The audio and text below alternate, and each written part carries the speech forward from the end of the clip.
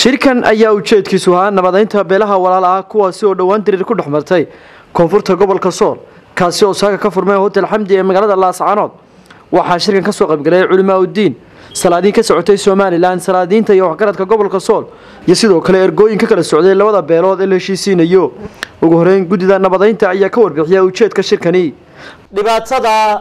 ee dadka muslimiinta ah ee deegaankan jooga iyo hadaba idmahayo kuwa ku dhadhow iyo kuwa dheeriba waa ka xanuunsadeen waa u soo gurmadeen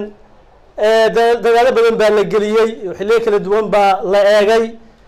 ilaahay qadarkii ma dhamaystirmin waxaan isleenahay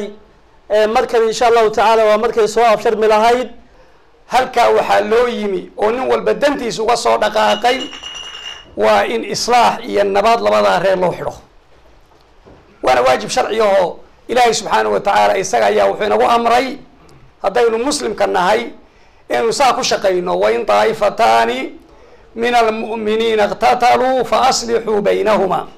qaar ka mid ah odayaasha labada beelood ayaa dhankooda si buuxda u taageeray nabadda waxayna sheegeen inay diyaar u yihiin sidii xal waara looga gaari lahaa shaqadaasi. nabad baa la yiri qaata nabadana sida loo sheegay muddada ay soconaysay mar walba waa nalaha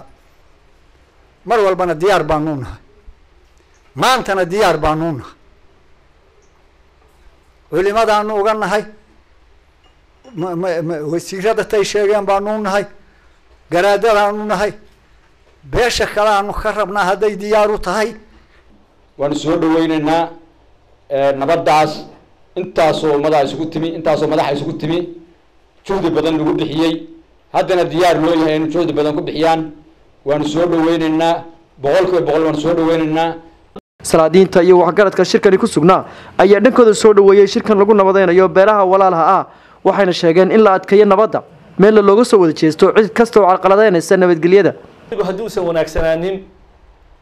arrin inuu wanaagsanaan mayso qof walba oo halka fadhiya waxaan u daninaynaa ama u malaynaynaa inuu rabo arrintan inay soo afjaranto inuu doonayo dadka walaalihiisa oo ehelka ah oo riximka ah oo qaraabada ah oo deriska ah arrintooda inay soo afjaranto taas qalbiga in lagu wada gunto nabiguna wuxuu yiri salaatu wasalaam jirka waxa ku jirta waslad ida salaha al-jasad kullu haddii hagaagto jirkooda wuu hagaagaya oo ida fasadat fasada al-jasad kullu haddii xumaatana jirkooda wuu xumaanaya fadhigan isugu keenay golahan waxaynu ilaahay subxaanahu wa ta'ala weydiisanaynaa golahani sida uu qurux badan yahay ee sida wacan ugu furmay ilaahay subxaanahu wa ta'ala waxaynu weydiisanaynaa sida ka farxad badan iyo nabadgelyadii oo inoo dhamaystirantay ilaahay inuu inagu khatimo hadii lagu tashaday in shirka maanta oo afar sir oo hore lagu fashilay oo hadda gabagaba la joogo oo sabirkii soo dhamaanayo mar haddii la isla gartay beelahay laba qadamna wuxuu ku qadan yahay baa loo sheegaya hadduu darajo sare leeyahay hadduu darajo hoose leeyahay mukhtaar cabdi jaamac warbaahinta SBC magaalada Laascaanood.